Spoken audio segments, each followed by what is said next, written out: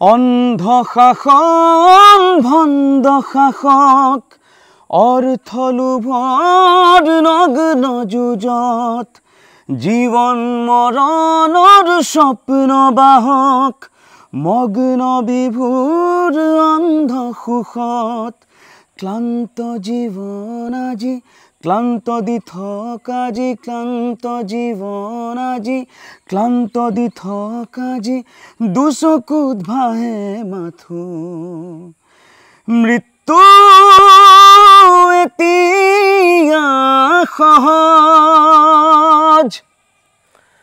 যিয়ে নহওক বাৰু সকলোৱে আমি ন্যায়ৰ কাৰণে লাগি আছোঁ জুবিনদাৰ, কিন্তু সকলোতকৈ দুখৰ কথা হ'ল যে জুবিনদাৰজনে দৰে এজন ব্যক্তিৰ কাৰণে আমি ন্যায়ৰ কাৰণে যুঁজ দিব লগা হৈছে। সকলোতকৈ ডাঙৰ কথা বৰ্তমান সময়ত কি কোৱা? সেইটোৱে আজি তেওঁ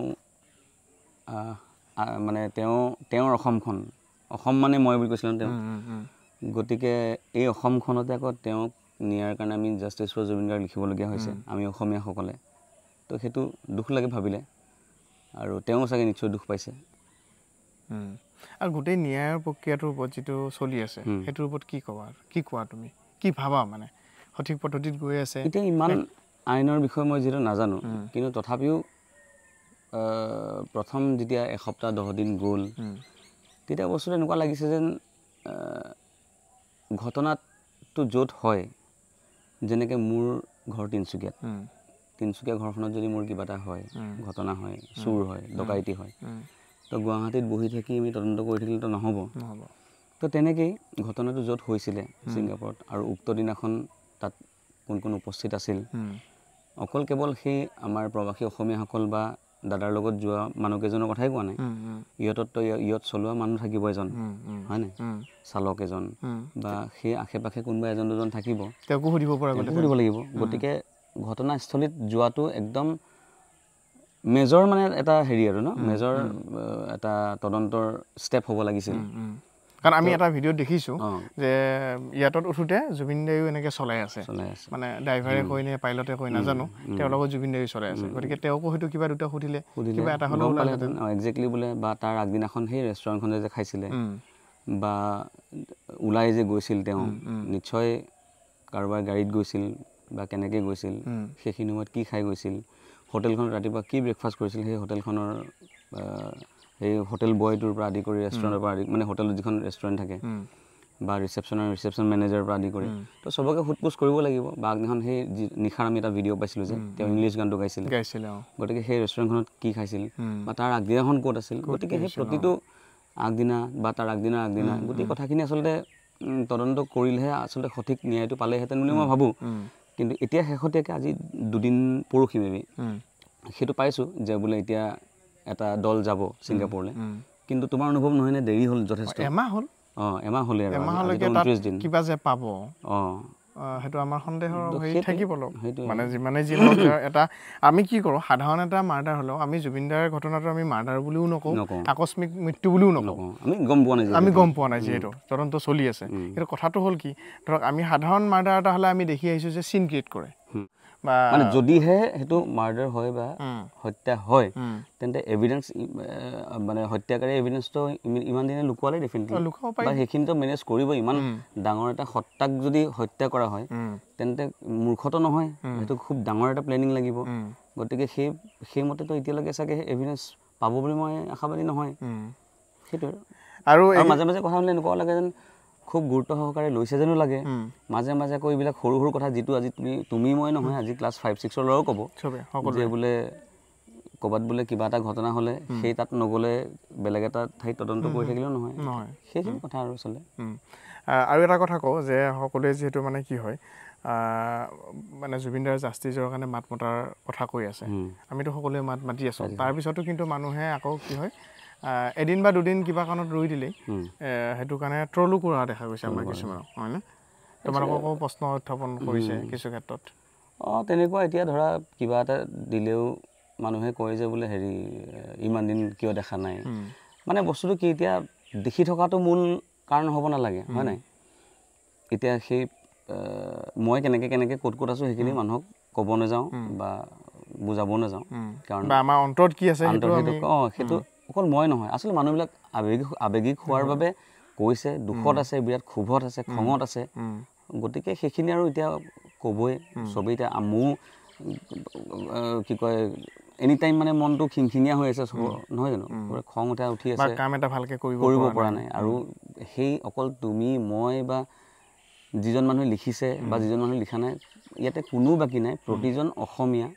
প্ৰতিজন অসমীয়া সন্তানে সেই দিনটো 19 ছেপ্টেম্বৰৰ সেই 2:45 পৰা আবেলি 2:45 পৰা এতিয়ালৈকে যিটো বুকুত বিষ লৈ আছে, যিটো বুকুখন গধুৰ হৈ আছে প্ৰতিটো মুহূৰ্তত, সেইটো চবেই বুজিব নিশ্চয়।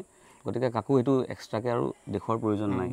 আৰু এটা কথা ধৰক, গান এটাৰ মাজেৰে প্ৰতিবাদ কৰিবলৈ হ'লেও গান গোৱাৰ পৰিৱেশটো লাগিব ন? লাগিব। তেওঁ আমাৰ মাজৰ পৰা নোহোৱা হৈছে। তেওঁক আমি কেনেকৈ পাইছিলোঁ বা তেওঁৰ লগত কি সম্পৰ্ক আছিল, তেওঁৰ প্ৰতি আমাৰ অন্তৰত কি আছে, সেইখিনি আমি গম পাওঁ। গতিকে তেওঁ নোহোৱা হোৱাৰ পিছত আমাৰ মানসিক পৰিস্থিতিটো কেনেকুৱা হৈ আছে সেইটো আমি চবে তুমি নিজে জানা, মই নিজে জানো। গতিকে ক'ৰবাত নহয় ক'ৰবাত ধৰক কি হয়, গানৰ মাজেৰে গান এটা গাই প্ৰতিবাদ কৰিবলৈ দিগদাৰ হয়।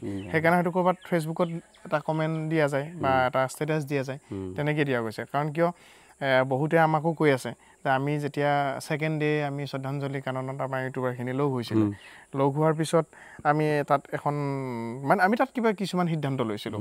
আমি ৰঙালী ফেষ্টিভেলত ইন ফিউচাৰ যদি ৰঙালী ফেষ্টিভেল হয় আমি কেতিয়াও তাত নাযাওঁ, বা যদি নৰ্থ ইষ্ট ফেষ্টিভেল হয় আমি সম্পূৰ্ণৰূপে আমাৰ ফালৰ পৰা বেন কৰিছিলোঁ যে, আৰু তেওঁকো আমি বেন কৰাৰ কাৰণে উত্থাপন কৰিছিলোঁ, শ্যামকানু মহন্তকো। গতিকে এতিয়া মানে কি হয়, এতিয়া আকৌ সেইটোকে বহুতে ট্ৰল কৰি আছে যে তেওঁলোক সেই মিটিংখন দিলে কিন্তু নাই। এটা কথা ঠিক যে কোনোবা হয়তো ৰৈ দিব পাৰে, কিন্তু মই বিশেষকৈ ৰৈ দিয়া নাই। আপোনালোকে যদি মোৰ পেজটো চাই বা যদি ইউটিউব চেনেলটো চাই, আপোনালোকে পাব যে ন্যায়ৰ কাৰণে বা জাষ্টিছ ফৰ জুবিন গাৰ্গ আমি কিমান লিখি আছোঁ বা সেইটো কাৰণে কিমান লাগি আছোঁ। সেয়া ৰাকেশ ৰিয়ানৰ প্ৰফাইলটো চালেও আপোনালোকে গম পাব, বা মোৰ প্ৰফাইলটো ফেচবুকৰ হওক ইউটিউবৰ প্ৰফাইলটো চালেও আপোনালোকে গম পাব।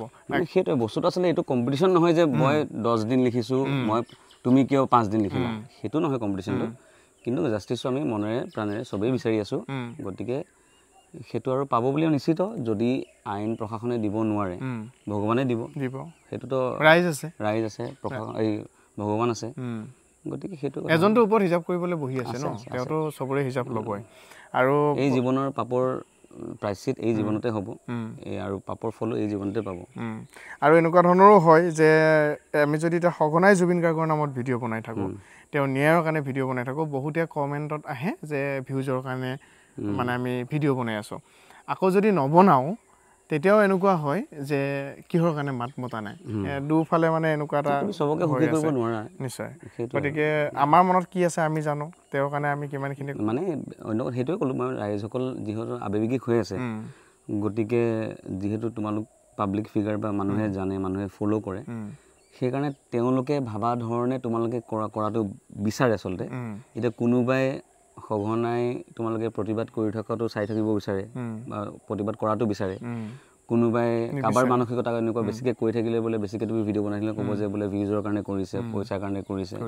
তো সেইটো এতিয়া যেনেকৈ আমাৰ আঙুলিকেইটা বেলেগ, 5টা আঙুলি সমান নহয়, গতিকে চবৰ চিন্তাবিলাক একেই নহয়।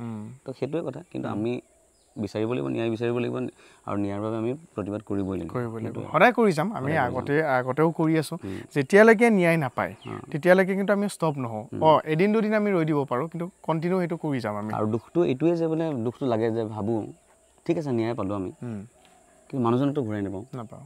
সেইটো আটাইতকৈ দুখ লাগে। তাৰমানে ন্যায় পালেও এতিয়া হত্যাকাৰীক মাৰিলোঁ, যি কৰিলোঁ সেইটো হ'ব লাগিবই, কিন্তু তাৰ আটাইতকৈ ডাঙৰ বিষটো হৈছে, দুখটো হৈছে যে মানুহজনক ঘূৰাই নাপাওঁ, আৰু কোনোদিন মানুহজনক মাত নামাতে আমাৰ হৈ, বা আমাক মাতিবলৈ নাহে, আমি গান শুনা নাপাম, মানে নতুন গান বা মঞ্চত দেখা নাপাম তেওঁৰ কথাবিলাক, তেওঁৰ সেই মানে ধেমালি সুলভ যিখিনি ন চুপতিবিলাক, প্ৰতিবাদবিলাক, তেওঁ অপেন যিটো আছিলে ন, আজি যোন হওক, তুমি হয় মই হয়, কিবা এটা কোৱাৰ আগত ভাবোঁ চবেই। আজি দৰ্শকসকল যিসকলে চাই আছে তেওঁলোকেও আজিকালি মানে হেৰি এনেকুৱা হৈ গ'ল নহয়, আজিকালি মানে তোমাৰ আইনী ব্যৱস্থাবিলাক বা প্ৰশাসন এনেকুৱা ক'বলৈ মানে আজিকালি মানে কিন্তু এজনেই মই দেখিছোঁ অসমত বা ইণ্ডিয়াত হওক বা পৃথিৱীত ন, যোনে একদম মানে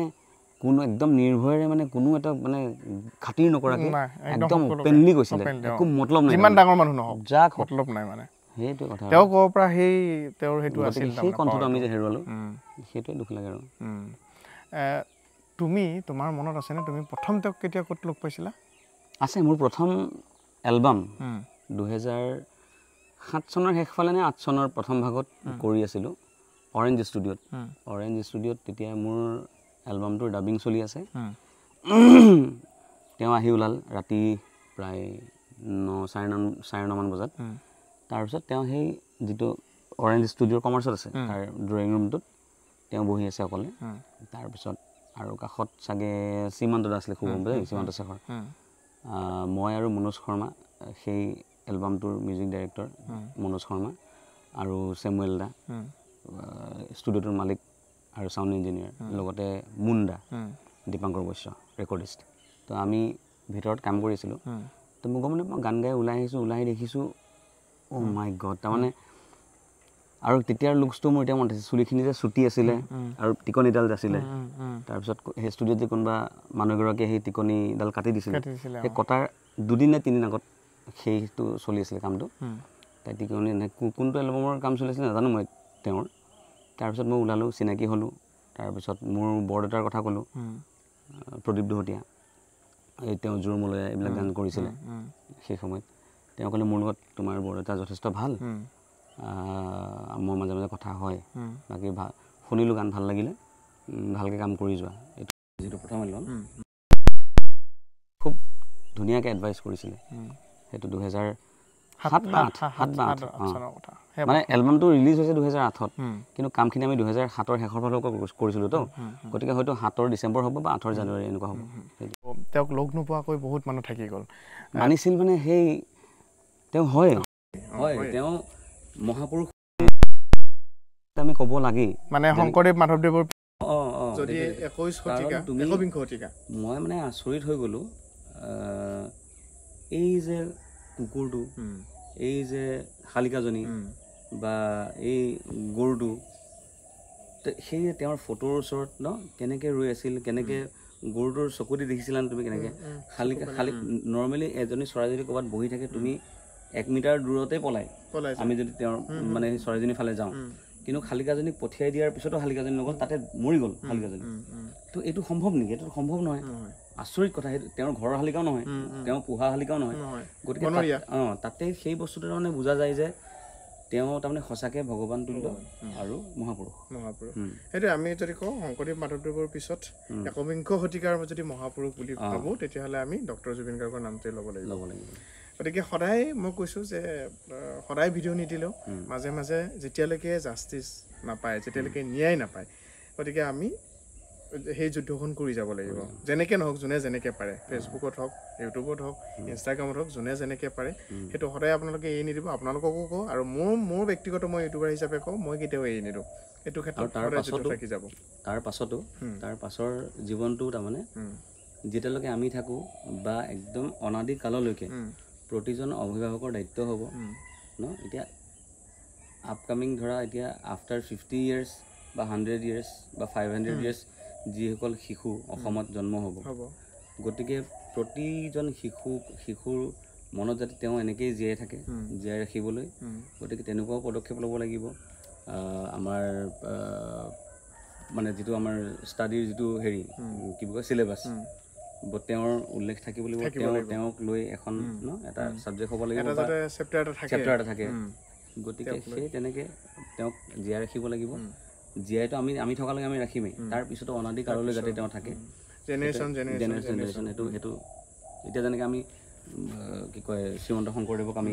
তেওঁৰ গীতবিলাক আমি এতিয়াও গাওঁ তেওঁৰ বিষয়ে পঢ়োঁ গতিকে সেই আমাৰ দাদাকো যাতে তেনেকৈ ৰাখে ৰাইজে সেইটোৱে আশা কৰিছোঁ আৰু ধন্যবাদ আৰু এইখিনিয়ে কথা মূল কথা আৰু আপোনালোককো কওঁ আপোনালোকে প্ৰতিবাদ কৰি যাওক কিন্তু মানে কথাটো হৈছে কি ধৰা এটা ছিষ্টেমত থাকি প্ৰতিবাদ কৰক হিংসাত্মক এইবিলাক কামৰ পৰা আপোনালোকে বিৰত থাকক ছিষ্টেমত আপোনালোকে প্ৰতিবাদ কৰক সকলোৱে কৰিয়ে আছে জাষ্টিছ ফৰ জুবিন গাৰ্গ গতিকে সেইটোকে লিখি থাকক সদায় লিখক আমিও লিখি যাম আৰু যেতিয়ালৈকে ন্যায় নাপায় তেতিয়ালৈকে আমি প্ৰতিবাদ কৰি যাম ধন্যবাদ